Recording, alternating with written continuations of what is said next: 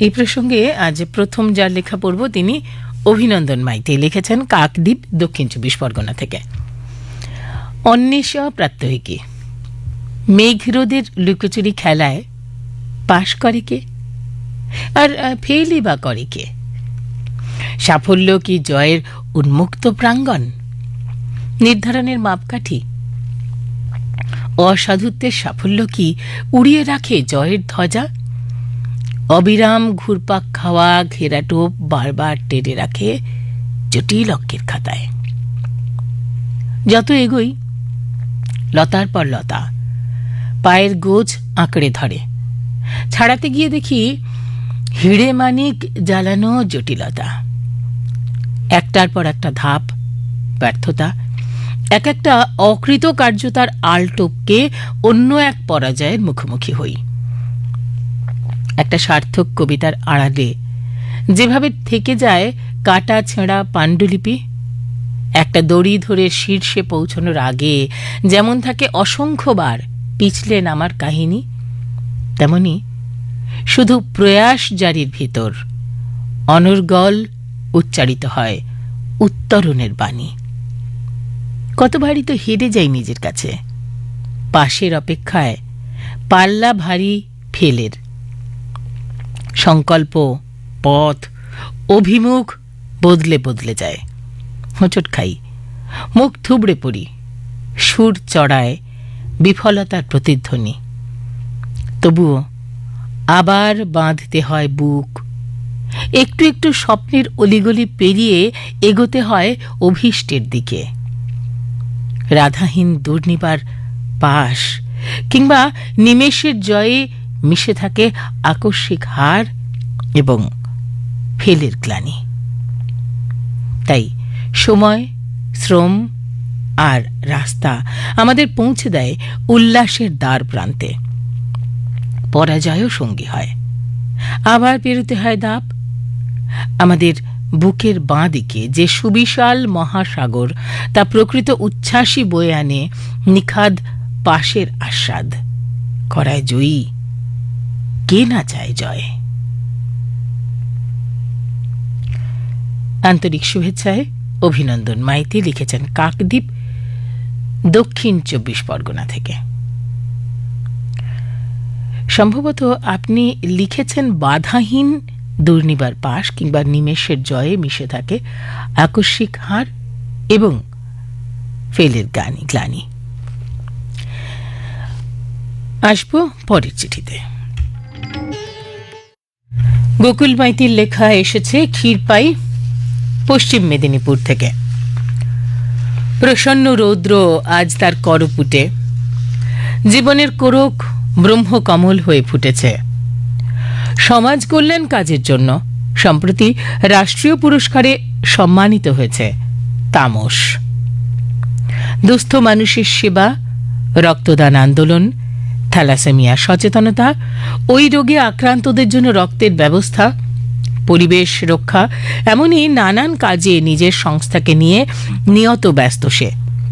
গ্রাম থেকে আজ তাকে সংবর্ধনা দেওয়া হচ্ছে। সেই তামস আমারই ছাত্র। দুবারের চেষ্টাতেও ফেল করলো মাধ্যমিকে। কাঁদতে কাঁদতে আমার কাছে এসে বলল, আমি আর পড়বো না স্যার, আমি আর বাঁচতেও চাই না। ওকে কাছে টেনে বসিয়ে বললাম, এ কি ভাবছিস তামস? পরীক্ষায় পাশ করতে পারিসনি বলেই কি জীবন ব্যর্থ? জীবনের পাঠশালায় কে যে পাশ আর কে যে পাশ নয় বড় বিষম বিষয়। সাহিত্য সম্রাট বঙ্কিমচন্দ্র বিশ্ববিদ্যালয়ের পরীক্ষায় বাংলায় ফেল করেও সাহিত্য সম্রাট। রবীন্দ্রনাথের গান শুনেছিস তো, ব্যর্থ প্রাণের আবর্জনা পুড়িয়ে ফেলে আগুন জ্বালো। আমি দেখেছি তোর মধ্যে আগুন আছে, অনেক গুণ আছে তোর। তুই পরোপকারী, বন্ধুবৎসল, সহপাঠীদের নানাভাবে সাহায্য করিস। তোর একটা মানবিক মন আছে। এটাই তোর পথের আলো। এই আলোতেই তুই সফল হবি জীবনে, দেখে নিস।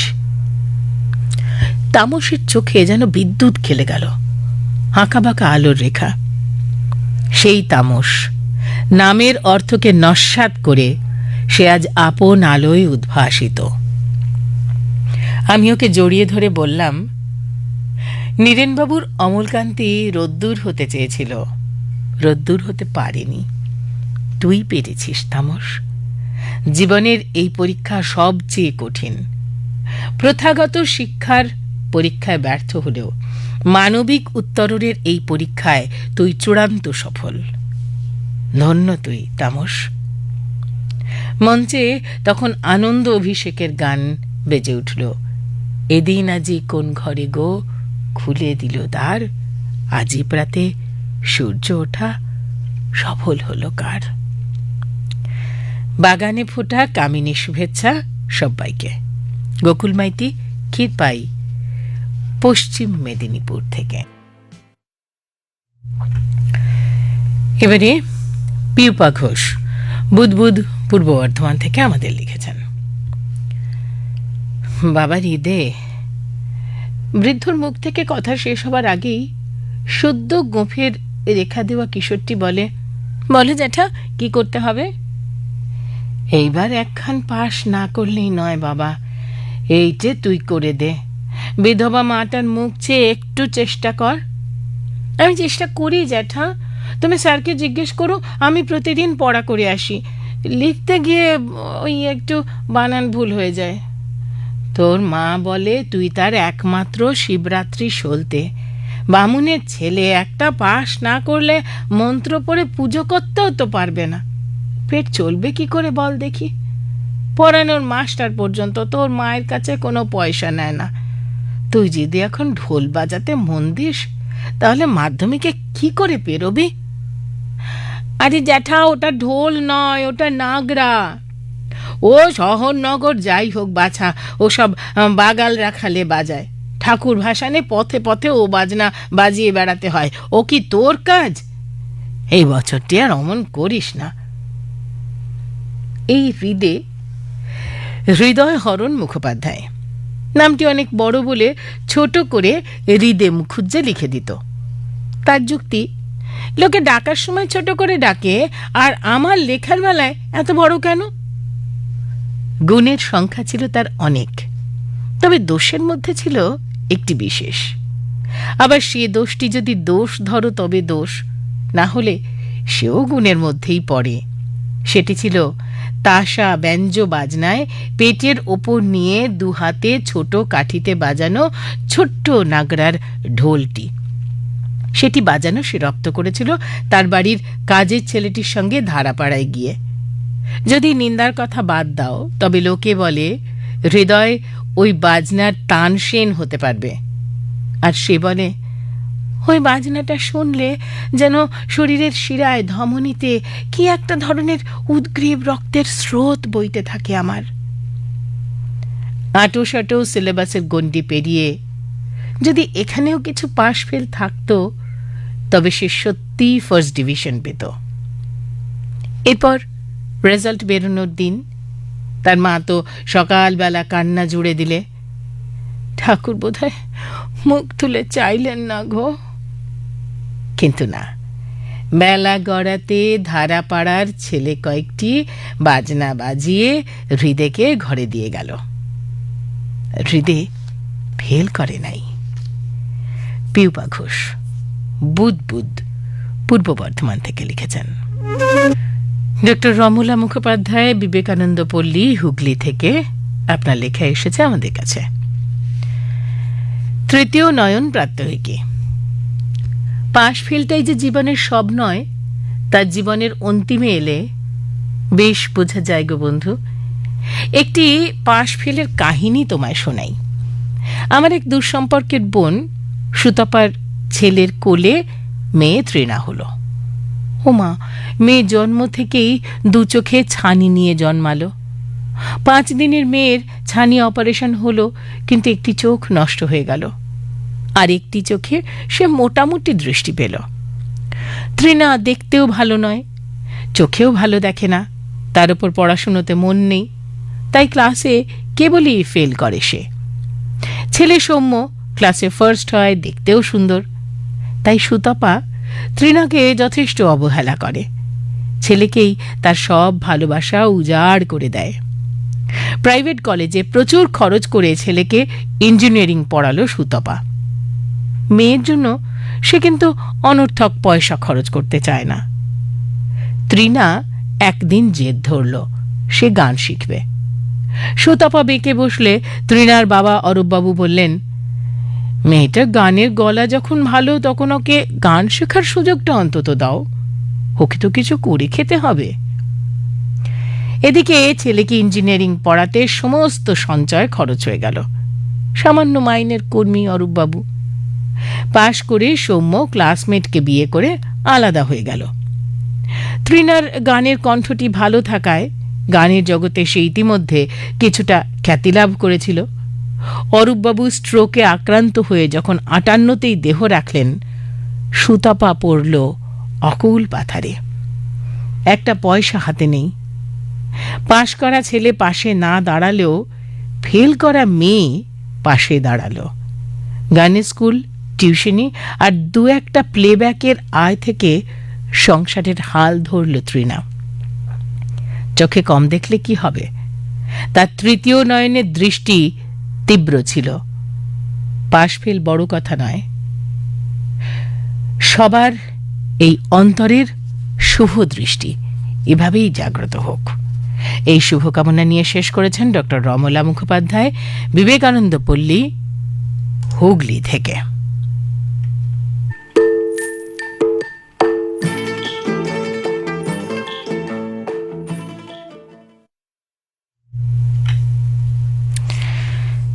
পাশ ফেল এ বিষয়ে বেলমুড়ি, হুগলি থেকে লিখেছেন সৌরভ শাহরিয়ার।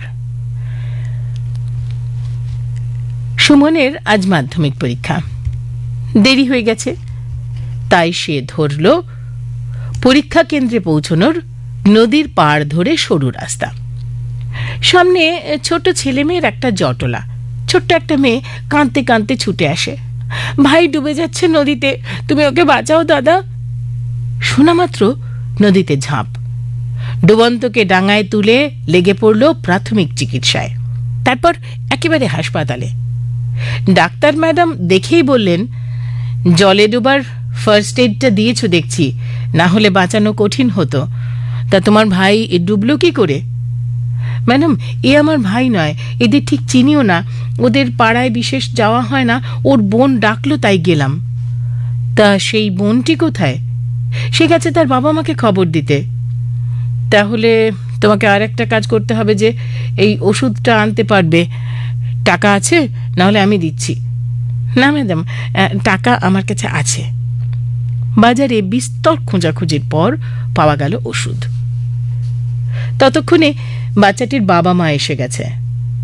ডাক্তার ম্যাডাম বললেন, চাচা ধন্যবাদ দাও এই ছেলেটিকে, প্রাথমিক চিকিৎসা করে জল বার করে না আনলে বাঁচানো কঠিন হতো।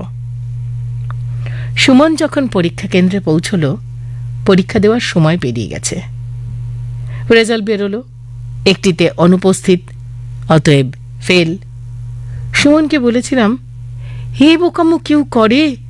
চাকরির সময়ও তো তোর রেজাল্ট দেখে বলবে মাধ্যমিকটাও এক চান্সে উতরোতে পারোনি। ও বললে, জানিস, সব ভুলে গিয়ে আমার তখন একটাই খেয়াল, ছেলেটাকে বাঁচাতেই হবে। আমি তো রেড ক্রস ট্রেনি, যে কোনো মূল্যে মানুষকে বাঁচানোর পরীক্ষায় আমি নিজেকে ফেল হতে দিতে পারি না রে। নজরুল পক্ষে। সকলকে প্রণাম জানিয়েছেন সৌরভ শাহরিয়ার, বেলমুড়ি, হুগলি।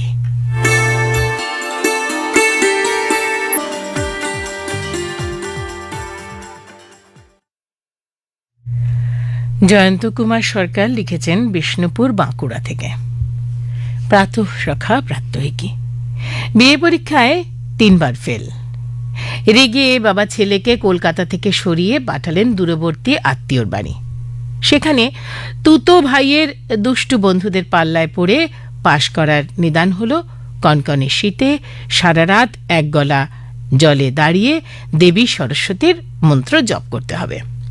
সরল সাদাসিধে ছেলেটি তাতেই রাজি। ফলত হাঁচি, কাশি, জ্বর, একাকার অবস্থা। গোবেচারা ছেলেটি সবার হাসির খোরাক হলো। দাদার কীর্তি সিনেমার নায়কের এরকম অবস্থা দেখে হেসেই খুন হতাম তখন আমরাও। পরীক্ষায় পাশ মানে যেমন উন্নতির সোপান, তেমনি ফেল মানে পড়াশোনায় ফাঁকি, কৃতকর্মের ফল। তাই ব্যর্থতার গ্লানি সইতে হয়, এটাই স্বাভাবিক। অনুতপ্ত না হলে সংশোধন হবে কি পথে? ব্যর্থতা আছে বলেই সাফল্যের আনন্দ অনুভব করা যায়, বলছিলেন আমার এক মাস্টারমশাই। সেদিন উনিই গল্প করছিলেন। সুরেশ আর রাজীব ঘনিষ্ঠ বন্ধু ছিল। ওরা দুজনেই তার ছাত্র। হায়ার সেকেন্ডারিতে রাজীব পাশ করতে পারেনি, ফেলের হতাশায় পড়াশুনো ছেড়ে দিয়েছিল। সুরেশ উপহাস করে মুখ ঘুরিয়েছিল। সে লেটার মার্কস সহ পাশ করে কলকাতার কলেজ থেকে আর্কিটেক্ট ইঞ্জিনিয়ার হলো। মুম্বাইয়ে বড় চাকরি পেয়ে চলেও গেল। একটিই ছেলে সুরেশ। বৃদ্ধ বাবা মায়ের দেখাশোনার কেউ নেই। এদিকে পরীক্ষায় পাশ করতে না পারা সেদিনের সেই রাজীব এখন শহরের মস্ত অ্যাড এজেন্সির মালিক। মাস্টারমশাইয়ের পরামর্শে রাজীবের জীবনের মোড় ঘুরে গিয়েছিল। রাজীব মুষড়ে পড়েনি। ভালো ছবি আঁকার হাত ছিল। পাড়ার মোড়ে সাইনবোর্ড তৈরির দোকান খুলে বসল। ক্রমে বড় বড় হোর্ডিং, ব্যানার তৈরির অর্ডার পেতে লাগলো। সেই সূত্রে বিভিন্ন কোম্পানির সঙ্গে চুক্তিবদ্ধ হল। পরে নিজেই খুলে বসল বিজ্ঞাপন সংস্থা। ভদ্র স্মার্ট যুবক রাজীবের সরকারি অফিসার, বিজনেসম্যানদের সঙ্গে ওঠা বসা এখন। গাড়ি বাড়ি, ব্যবসা, সাফল্যের একেবারে তুঙ্গে। আর সেদিনের সেই ফেল করা বন্ধু রাজীবই এখন সুরেশের বাবা মায়ের দেখাশোনা করে। তাই সর্বদা ফেল মানেই ব্যর্থতা নয়, ফেল সাফল্যের সোপানও বটে। জয়ন্ত কুমার সরকার লিখেছেন বিষ্ণুপুর, বাঁকুড়া থেকে। ভারতী হাজরা, কাজীপাড়া, বৈদ্যবাটি। এবার আপনার লেখা। প্রিয় প্রাত্যহিকী, সত্যি দুটো বিপরীতার্থক বিদেশি শব্দ কবে কিভাবে যে আমাদের মতো মধ্যবিত্ত বাঙালির অস্থিমজ্জায় মিশে গেল কে জানে। সেই জন্ম থেকেই শুরু হয় আমাদের পরীক্ষা দেওয়ার পালা। আর পরীক্ষার অর্থই হচ্ছে তার ফলের অপেক্ষায় থাকা, মানে ওই পাশ ফেলের অপেক্ষায় আর কি। স্কুল কলেজের নিয়মিত নির্ধারিত পরীক্ষার বাইরে জীবনের চলার পথে কত পরীক্ষায় যে বসতে হলো, কিছু পাস, কিছু না পাস। ফেল বলতে মন চায় না যে। ছোটবেলা থেকে স্বপ্ন ছিল ডাক্তার হওয়ার, চেষ্টার কোনো ত্রুটি ছিল না। আমার ডাক্তারি পরীক্ষার না পাশের খবর পেলাম। মনে হয়েছিল যেন আমি এক মূর্তিমান অকৃতকার্য, সব দিক থেকে হেরে বসেছি। কিন্তু কিছুদিন পরে নিজেই সব হতাশাকে ঝেড়ে ফেলে এক নামকরা সরকারি কলেজে উদ্ভিদবিদ্যা নিয়ে স্নাতক ও স্নাতকোত্তর হলাম। গবেষণা শুরু করলাম। মনে মনে ভাবলাম ডাক্তার না হওয়ার যন্ত্রণা ডক্টরেট হয়ে কিছুটা মেটাবো। ভালোই চলছিল, কিন্তু যা আমাদের দেশের রীতি তাই হলো। আমার বিয়ে হয়ে গেল। বিয়ের পর স্বামী তার কর্মস্থল মধ্যপ্রদেশের এক খনি অঞ্চলে চলে গেলেন, আর আমি কলকাতায় থেকে আমার গবেষণার কাজ করতে লাগলাম। তখনকার সেই মোবাইল ফোনহীন ছাপোষা জীবনে আমি আবার উভয় সংকটে পড়লাম। ব্যক্তিগত আর পেশাগত জীবনের পরীক্ষায় বসলাম পাশ ফেলের বিচারে। সেই 60-এর দশকের 25 বছরের আমি ব্যক্তি জীবনকে প্রাধান্য দিয়ে গবেষণার কাজ অসমাপ্ত রেখে, আমার ডক্টরেট হওয়ার স্বপ্নকে অপূর্ণ রেখে স্বামীর ঘর করতে চলে গেলাম। আচ্ছা প্রাত্যহিকী, এক পরীক্ষায় পাশ করতে গেলে কি আমরা এইভাবেই আর এক পরীক্ষায় ফেল করে যাই? অনেকগুলো বছর ঘর সংসার করে ছেলে মেয়ে কিছুটা বড় হয়ে গেলে নতুন শহরে এসে দেখলাম, আরে আমার হাতে তো এখন অনেক সময়। আমার আবার নতুন উদ্যমে নতুন পরীক্ষার প্রস্তুতি শুরু হলো। এবার আমি বিএড পাশ করলাম, শহরের এক স্কুলে শিক্ষকতা শুরু করলাম। এই যে কি আনন্দের প্রাপ্তি! প্রায় 8 বছর কাজ করার পর আবার পরীক্ষা। আমার স্বামীর বদলি হয়ে গেল কলকাতা শহরে। আর আমি কি করে চাকরি ছেড়ে যাব? সংসারের প্রয়োজনে আমার চাকরিটাও খুবই প্রয়োজনীয়। ওরা সবাই চলে গেল। আমি স্কুলের শিক্ষিকা বাসে থাকতে শুরু করলাম। জীবনে এই প্রথম একা। নিজের জন্য রান্না করে খাওয়া, 2-4 দিন ছুটি পেলেই ছুট পরিবারের কাছে। মাঝে মাঝে দম বন্ধ লাগতো, মনে হতো এ এক অনন্ত পরীক্ষা। আবার কবে সবাই আগের মতো একসাথে থাকতে পারবো কে জানে। সকলের অদম্য প্রচেষ্টায় অবশেষে প্রায় 2 বছর পর আমি কলকাতার উপকণ্ঠে একটি স্কুলে চাকরি পেলাম। যেদিন আমি হস্টেলের পাট চুকিয়ে বেরিয়ে আসছি, সেদিন মনে হয়েছিল একটা বেশ লম্বা আর কঠিন পরীক্ষায় আমি পাশ করতে পেরেছি। আসলে জানো তো প্রাত্যহিক কি, আমি নিজের জীবন দিয়ে বুঝতে পেরেছি যে যদি আমাদের আপনজনেরা আমাদের পাশে থাকে, সঙ্গে থাকে, তাহলে সব পরীক্ষায় আমরা মাথা উঁচু করে পাশ করতে পারি। সবাইকে ভালো থাকার শুভেচ্ছা জানিয়েছেন ভারতী হাজরা, কাজীপাড়া, বৈদ্যবাটি থেকে।